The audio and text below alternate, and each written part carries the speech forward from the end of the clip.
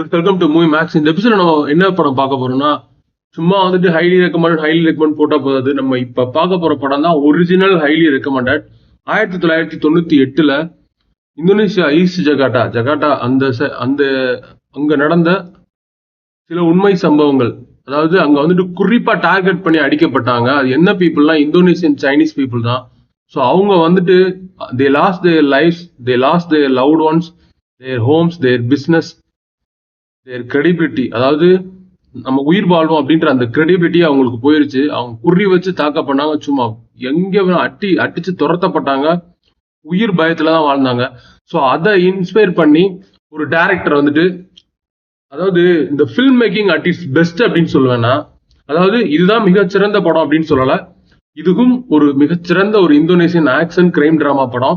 So இந்த படத்தோட review ஃபுல்லா பார்த்துட்டு, இந்த படத்தை நீங்க பார்த்து முடிச்சுட்டு அந்த படத்தை நீங்க வந்துட்டு கண்டிப்பா வந்துட்டு பார்க்கலாம் அப்படின்ற ஒரு சூரிட்டியும் கொடுப்பேன். நான் ஒரு கேரண்டின்னு சொல்லலாம். ஸோ வந்து one of the best film நான் பார்த்ததுல.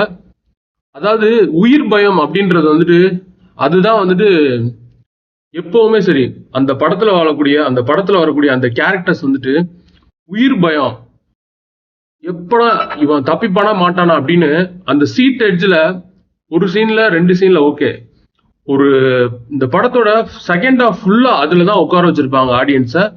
பட் சின்ன சின்ன ஃபிளாஷும் அதுல இருக்கு, அதையுமே நமக்கு பேசலாம். ஸோ இப்போ இந்த படத்தோட ஸ்டோரியை மைல்டு ஸ்பாயிலர்ஸோட பார்த்துடலாம். So welcome to movie max. இந்த படத்தோட ஸ்டோரி எங்க ஸ்டார்ட் ஆகுதுன்னா 1998 சில்வி அக்கா, எட்வின் தம்பி, 2 பேருமே ஒருத்தர் மேல ஒருத்தர் நல்ல அன்பு பாசமா இருக்காங்க. ஏன்னா உடன் பிறப்பில்ல, அதனால. ஸோ வந்துட்டு இந்த மாதிரி சுச்சுவேஷன்ல ஸ்கூல்ல அவங்க 2 பேரும் கிளாஸ் பீரியட்ல இன்டர்வல் பீரியட்ல பேசிட்டு இருக்காங்க. இவங்க எல்லாம் ஃப்ரெண்ட்ஸ் எல்லாம். ஸோ பேசிட்டு இருக்கும்போது சைரன் அடிக்குது ஸ்கூல்ல. அப்ப இன்னொரு ஃப்ரெண்டு பக்கத்துல இருக்கு சொல்றாரு, அந்த பையன் சொல்றான், இன்னும் வந்துட்டு இன்டர்வல் பீரியட் பிரேக் முடிக்க இன்னும் 5 minutes இருக்கு, எதுக்கு இப்போ திடீர்னு கிளாஸ்க்கு வர சொல்றாங்க, ஒன்னும் புரியல. எல்லாரும் போய் கிளாஸ் அட்டன் பண்றாங்க. வாத்தியார் கூப்பிட்டு சொல்றாரு, வெளியில மிகப்பெரிய ஒரு கலவரம் வெடிக்குது.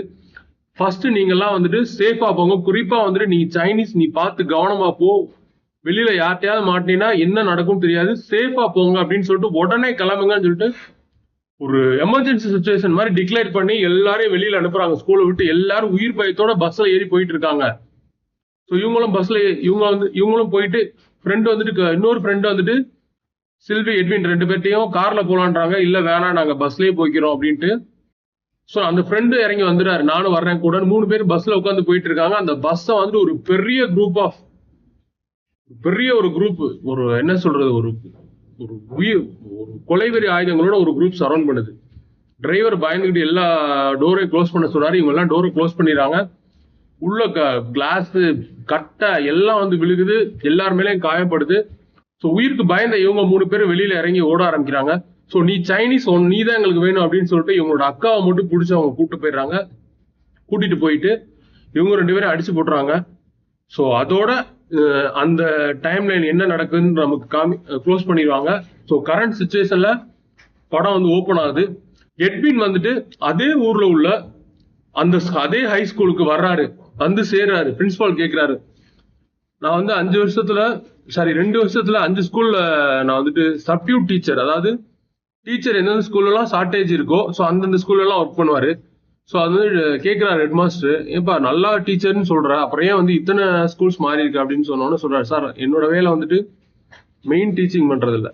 ஸோ எங்க வந்துட்டு இப்போ ஒரு ஸ்கூல்ல ஒரு டீச்சர் 2 மாசம் லீவா, ஸோ அந்த இடத்துல என்ன கூப்பிடுவாங்க, பார்ப்பேன், திருப்பி அவங்க வரும், ரீப்ளேஸ்மெண்ட் நான் வந்துடுவேன். ஸோ இதுதான் என்னோட வேலை அப்படின்னு சொல்றாரு. ஸோ பரவாயில்ல, இந்த ஸ்கூலை பத்தி நல்லா தெரிஞ்சுக்கோங்க அப்படின்ட்டு சில விஷயங்களை சொல்றாரு. ஸோ நீங்க வந்துட்டு உங்களோட நேட்டிவ் எல்லாருக்குமே அவர் சொல்றாரு, நான் சைனீஸ் தான் அப்படின்னு. ஸோ சைனீஸ் நான் ரொம்ப ரொம்ப கவனமா இருங்க, பட் நான் வந்து இந்த ரேசிஸ்ட்லாம் கிடையாதுப்பா, நான் அதெல்லாம் பார்க்க மாட்டேன், எங்க ஃபேமிலியில எல்லாருமே கலந்துதான் இருக்கும் அப்படின்னு ரொம்ப பெருந்தன்மையா பேசுறாரு. ஸோ இவரு வந்துட்டு கிறிஸ்டோ வந்துட்டு பிரின்சிபால் நீங்க வந்து நாளைக்கு கிளாஸ் ஜாயின் பண்ணுங்கன்னு சொல்றாரு. இவரும் ஜாயின் பண்ணிட்டு போறாரு. ஸோ ஃபர்ஸ்ட் நாள் கிளாஸ்க்கு உள்ள போறாரு. வெளியில இருந்துட்டு ஒரு பொண்ணு நின்றுட்டு இருக்கு. ஸோ கிளாஸுக்குள்ள போலையாமா, பீரியட் டைம் ஆச்சு அப்படின்னு கேட்கிறாரு. முதல்ல நீ யாரு, நீ வந்து என்ன வந்துட்டு உள்ள போன்னு சொல்ற, நான் தான் வந்துட்டு உங்களுக்கு புதுசா வந்திருக்க ஒரு ஸ்கூல் டீச்சர் அப்படின்னு சொல்றாரு, கிளாஸ் டீச்சர் அப்படின்ட்டு. பழைய டீச்சர் என்ன, அவன் வரல அன்னைக்கு, அவன் வரல, நீ முதல்ல கிளாஸ்க்குள்ள போ, உள்ள பேசிக்கலாம் அப்படின்னு சொல்லிட்டு இந்த லட்சணத்துல தான் இருக்கு. ஒருத்தன் கூட மதிக்க மாட்டேங்கிறான். குறிப்பா அங்க வந்துட்டு கிறிஸ்டோ அப்படின்னு ஒரு ஸ்டூடெண்ட் இருக்கான். ஒரு ரேசிசம் வெறி ஊறி போனவன் ரேசிஸ்ட்.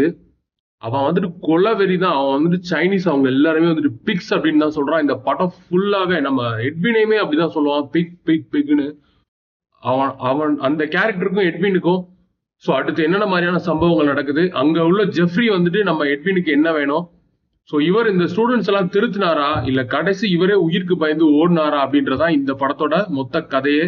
ஸோ இந்த படத்தோட பாசிட்டிவ்ஸ் அண்ட் நெகட்டிவ்ஸ் பார்த்தீங்கன்னா, இந்த படத்தோட ஃபர்ஸ்ட் பாசிட்டிவ் வந்துட்டு இந்த ஸ்டோரி பிளாட் தான். ஸோ வந்துட்டு என்னதான் வந்துட்டு உண்மை சம்பவம் எடுத்திருந்தா கூட சில விஷயங்கள் ஃபிக்ஷனா கலந்து அந்த பிளாட்டை வந்துட்டு ஒரு என்கேஜிங்கா இருந்துச்சு. ஃபைன், அந்த கிளைமேக்ஸ் வர ஸ்டார்டிங்ல இருந்து எண்டு வர. ஸ்டார்டிங்ல லிட்டில் பிட் டேக் ஆஃப் ஆக கொஞ்சம் டைம் எடுக்கும், பட் ஒன்ஸ் டேக் ஆஃப் ஆயிடுச்சுன்னா இந்த படம் வேற லெவல்ல போகும், ஜெட்டு மாதிரி. ஸோ அதனால இந்த பிளாட்டும் அதை நரேட் பண்ண விதமும் அதை கிராஃப்ட் பண்ண விதமும் ரொம்பவே சூப்பரா இருந்துச்சு. ஸோ வந்து அதை நம்ம அப்ரிசியேட் பண்ணணும். குறிப்பா வந்துட்டு அந்த மார்ஷியல் ஆர்ட்ஸ் வந்துட்டு அந்த ஆக்ஷன் சீக்வன்ஸ்ல கலந்து சும்மா வேற லெவல்ல தெரிக்க விட்டுருந்தாங்க. ஒரு நார்மல் சண்டையா இருந்தா கூட இந்த அளவு என்கேஜிங்கா இருந்திருக்காது. அதுல மார்ஷியல் ஆர்ட்ஸை கலந்து மார்ஷியல் ஆர்ட்ஸை வந்துட்டு எப்படின்னா வந்துட்டு என்ன சொல்றதுன்னா, ஒரு அதாவது வெறித்தனமா கத்தி எடுத்து சுத்துற ஒருத்தன் அவனை டிஃபெண்ட் பண்ற மார்ஷியல் ஆர்ட்ல டிஃபெண்ட் பண்ணணும். ஸோ அதை வந்து நல்லாவே கொண்டு வந்திருந்தாங்க. குறிப்பா அந்த ஸ்டன் கொரியோகிராஃபி பண்ணவங்களை வந்துட்டு நம்ம வந்து அப்ரிசியேட் பண்ணியே ஆகணும், அவங்களுக்கு கிரெடிட்ஸ் கொடுத்தே ஆகணும். ஏன் சொல்றேன்னு இந்த படம் பார்க்கும்போது உங்களுக்கு கண்டிப்பா புரியும். ஸோ அடுத்து வந்து இந்த படத்தோட பேக்ரவுண்ட் மியூசிக் தான். சும்மா எல்லா இடத்துலயும் போட்டு ஹைப்பேத்துல எந்த இடத்துல எந்த சீனுக்கு தேவையோ ஸோ அதுக்கு மட்டும்தான். குறிப்பா சவுண்ட் எஃபெக்ட் ஒரு சப்வேல கீழே இறங்கி போயிட்டு இருக்கும்போது மேல அந்த ட்ரெயின் போகக்கூடிய அந்த வைப்ரேஷனை முதற்கொண்டு சும்மா ரியலா கேப்சர் பண்ணிக்காங்க. இந்த படம் டெக்னிக்கலாவே வந்துட்டு ஒரு ரொம்ப ரொம்ப சவுண்டான ஒரு படம். ஸோ டெக்னிக்கல் டீமையும் நம்ம பாராட்டி தான் ஆகணும். ஸோ அடுத்து இந்த படத்துல ஆக்ட்ரஸ் நடிச்சவங்க, ஹீரோ குறிப்பா வந்துட்டு அந்த எட்வின் கேரக்டர்ல நடிச்ச அந்த மோர்கன் ஓய், அவர் தான் வந்துட்டு லீட் கேரக்டர் பண்ணியிருக்காரு. ஒரு டீச்சர். ஸோ ஒரு டீச்சர் அதே நேரத்தில் வந்துட்டு ஸ்டூடெண்ட்ஸை வந்துட்டு என்னதான் வந்து நம்ம வந்து அவனுங்க எப்படிதான் ஒரு அடாவடி பண்றானுங்க, அவனுங்களை திருத்தி நல்வழிப்படுத்தணும் அப்படின்னு நினைக்கிறாரு. ஆனா வந்துட்டு கடைசியில ஒரு சில சீன்ஸ்ல எமோஷனுமே சரி, அந்த எமோஷன் கலந்து தன்னோட அக்காவோட பையன் இங்கதான் இருக்கான் அப்படின்னு அவனை தேடக்கூடிய அந்த காட்சிகள், கதாநாயகிட்ட போயிட்டு அவங்க 2 பேரும் பேசிட்டு போவாங்க. ஒரு பாருக்கு போயிட்டு சக டீச்சர் ஒருத்தவங்க 2 பேர் போயிட்டு போகும்போது ஃப்ரெண்ட்ஸ் 2 பேர் ஃப்ரெண்ட்ஸா போவாங்க. போயிட்டு போகும்போது நாளைக்கு நம்ம உயிரோட இருந்தா மீட் பண்ணலாம், நீ வந்துட்டு உன் வீட்டுக்கு போ, நான் என் வீட்டுக்கு போறேன், நான் வந்து என்னதான் பெண்ணா இருந்தாலும் எனக்கு பிரச்சனை இல்லை, நீ வந்துட்டு என்னதான் ஆணா இருந்தாலும் நீ வந்து ஒரு சைனீஸ் உன்னோட உயிருக்கு ஆபத்து இருக்கால, நீ சேஃபா போ, நாளைக்கு நம்ம 2 பேரும் உயிரோட தான் மீட் பண்ணலாம் அப்படின்னு சொல்லக்கூடிய அந்த சீன்ஸ்ல அவங்க ரியாக்ட் பண்ண 2 பேருமே சரி வேற லெவல் பர்ஃபார்மன்ஸ். குறிப்பா ஆக்ஷன் சீக்வன்ஸ்ல மோர்கன் ஒய் வந்து நல்லாவே ஒரு என்ன சொல்றது மெனக்கெட்டு நடிச்சிருக்காருன்னு சொல்லலாம். அது ரிஸ்க் எடுத்து நல்லா பண்ணியிருக்காரு, பார்க்கவே சூப்பரா இருக்கு. ஒரு ஸ்டாண்ட் அவுட் ஒரு வெல் பர்ஃபார்மன்ஸை டெலிவர் பண்ணியிருக்காரு. ஸோ அடுத்து வந்துட்டு முக்கியமான கேரக்டர் நம்ம என்டி ஆரிஃபான், அவர் தான் அந்த கிறிஸ்டோ அப்படின்ற அந்த கேரக்டர் பண்ணது. அந்த ஒரு ரேஜ்ஃபுல், ஒரு கோரினஸ், ஒரு வெறியின் உச்சம் அப்படின்னு சொல்லுவோம்ல, ஒருத்தர் அதாவது சொல்றதை கேட்கலாம் எவனா இருந்தாலும் சரி அந்த பால் எடுத்துட்டு நடந்து வந்து வாடா பார்க்கலாம், முதல்ல வாடா வெளில அப்படின்னு சொல்லி கூப்பிடக்கூடிய அந்த சீனுமே சரி, லாஸ்ட்ல சும்மா கத்தி எடுத்து சும்மா அப்படி என்ன சொல்றது சும்மா இறக்கக்கூடிய அந்த சீன்ஸா இருக்கட்டும், அந்த இதை வந்து ஃபேஸ்ல கொண்டு வந்துருப்பா அந்த வெறின்றத. அதாவது ரேசிசம் அப்படிலாம் வந்துட்டு என்னதான் இருந்தாலும் ஆக்ட் பண்ண தானே செய்யணும். ஆக்ட் பண்ணாலுமே வந்துட்டு உண்மையிலே ரேசிஸ்டா தான் இவன் இருப்பான் போல அப்படின்னு நம்மளை நம்ப வச்சிருவான். அந்த அளவுக்கு அவன் பேசும் அந்த டயலாக்கும் சரி, அது ஒரு நக்கல் கலந்த ஒரு வில்லனிக்கு அப்படின்னு சொல்லலாம். வில்லனிக்குன்னு சொல்றத விட ஒரு வெறித்தனம்னே சொல்லலாம். வேற லெவல் பர்ஃபார்மன்ஸ். அதுக்கப்புறம் அந்த ஸ்டூடெண்ட்ஸா நடிச்ச எல்லாருமே ஓரளவு நல்ல பர்ஃபார்மன்ஸ் தான். ஸோ சினிமாட்டோகிராஃபியுமே சரி வேற லெவல். குறிப்பா வந்துட்டு சினிமாட்டோகிராஃபி எதனால அப்படின்னு சொல்றேன்னா, அந்த செகண்ட் ஹாஃப் ஃபுல்லா வந்துட்டு அந்த ஸ்கூலுக்குள்ள உள்ள அந்த காரிடார், அந்த பெரிய பெரிய ஹால்ஸ், கிளாஸ் ரூம்குள்ளதான் எடுக்கணும். ஸோ அதையே வந்துட்டு இவங்க ஆங்கிள் ஒவ்வொரு சீனுமே வந்துட்டு சீட் அடிச்சு கொண்டு போவாங்க. அதுல சினிமாட்டோகிராஃபிக்கு முக்கிய பங்கு இருக்கு. அவங்க வச்ச ஆங்கிள்ஸா இருக்கட்டும், லாங் ஷாட்ஸா இருக்கட்டும், ஒரு ஷாட்ல எல்லாம் வந்துட்டு கத்தி எடுத்து அடிக்கும் போது நமக்கு வந்து சொருகிற மாதிரி இருக்கும், அந்த லெவல்ல இருக்கும் கேப்சர் வேற லெவல். ஸோ இது எல்லாமே இந்த படத்தோட பாசிட்டிவ்ஸ். இந்த படத்துல என்ன பிரச்சனை அப்படின்னு சொல்றேன், செகண்ட் ஹாஃப் நான் சொன்னல என்னதான் வேற லெவல்ல எடுத்திருந்தாலும் ஒரு சின்ன விஷயம், ஒரு கிளாஸ் ரூமுக்குள்ள இவங்க மாட்டிட்டு இருக்காங்க, ட்ராப் ஆயிருக்காங்க, ஸ்மைல்ஸ் ஸ்பாயிலர் தான். ஒரு இடத்துல மாட்டிருக்காங்கன்னா நம்ம உடனே தப்பிக்கணும்னு ட்ரை பண்ணுமா, கொஞ்சம் லேட் ஆகுமா? சோ அத வந்து ஒரு வழி இருக்கு, அதை யூஸ் பண்ணிக்கலாம், தப்பிச்சிடலாம். பட் அது சினிமாக்காண்டி திணிக்கப்பட்டிருக்கு, கொஞ்சம் எக்ஸ்டன் டியூரேஷன் கொண்டு வர்றதுக்காண்டி. சோ அதெல்லாம் அப்படியே தெரியுது. சோ அது மட்டும் இல்லாம அந்த ரைட்ஸ் முடிஞ்ச உடனே இவங்க 2 பேரும் சேஃபா எப்படி வந்தாங்க அப்படின்றதெல்லாம் டீட்டெயிலா சொல்லல. அதை லைட்டாவது ஒரு இதுல கொண்டு வந்திருக்கலாம், பட் அதெல்லாம் சொல்லவே இல்லை. எப்படி தப்பிச்சாங்கன்னா அவங்க ஃப்ரெண்டு என்னன்னு தெரியல, ஸோ அதுவும் சொல்லவே இல்லை. ஸோ அது மட்டும் இல்லாம இந்த படத்தோட மெயினா வந்துட்டு ஒரு 2 hours கிட்ட ஓடுது. ஸோ அந்த அந்த ஃபர்ஸ்ட் வரக்கூடிய ஒரு சில சீன்ஸ் எல்லாம் இன்னும் கொஞ்சம் கிறிஸ்பா கட் பண்ணியிருந்தா, குறிப்பா வந்து அந்த பார் சீக்வன்ஸ் இந்த படத்துக்கு தேவையே இல்லை, அது எதுக்கு இருக்குன்னே தெரியல. ஸோ அது இல்லைன்னா கூட இந்த படம், அந்த சீன் இருக்கிறதுனால ஒரு பெரிய இம்பாக்டே கிடையாது. அந்த சீன் இல்லைன்னா கூட அந்த படம் வந்து அந்த சீன்ஸ் எல்லாம் வந்து டெட் பீட் மாதிரி தான் இந்த படத்துக்கு. ஸோ அதெல்லாம் கட் பண்ணி தூக்கிருக்கலாம். இந்த மாதிரி சில பிளாஸ் இருக்கு. ஒட்டுமொத்தத்தில் இந்த படம் பார்க்கலாமா வேணாமா அப்படின்னு கேட்டீங்கன்னா, இந்த படத்துக்கு என்னோட ரேட்டிங் 3/5.